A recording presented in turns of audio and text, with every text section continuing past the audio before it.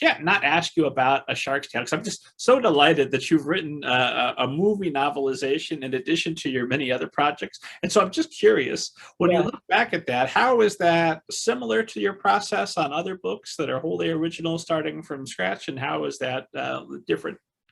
It was 100% different. I am still not sure how I got that gig, but it came to me. And at the time, I thought, I'm going to learn a lot. And in fact, I did learn a lot. I was, I got to see the film before anyone else did. And I learned a lot about how to, what should I say? Well, novelization means you take all this dialogue and scenery, that's what you have in a film, and I filled in narrative, right?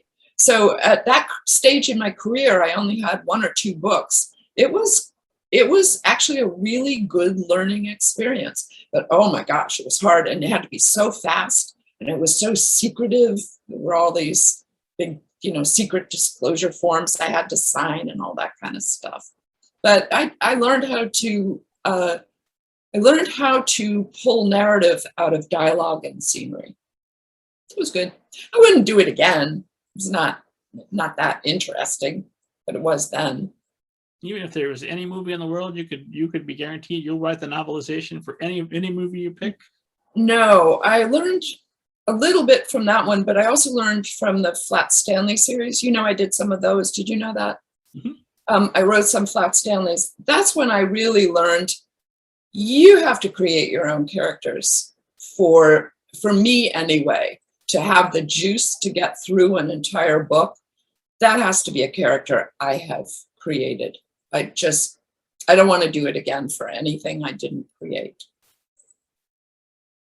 It's what a slog a novel is. It's a lot of work. There's it's a big project. And I know that I need 2 things for me to carry it off. One of them is a character I've created that I would take a bullet for. And another one is something going on in the background, something thematic that I care so much about that I will, go through the tortures of making the best book I can. And that's just not true when you got someone else's ideas, someone else's story, someone else's character. So it was an honor to do the Flat Stanleys that I did. I learned things, but I never want to do that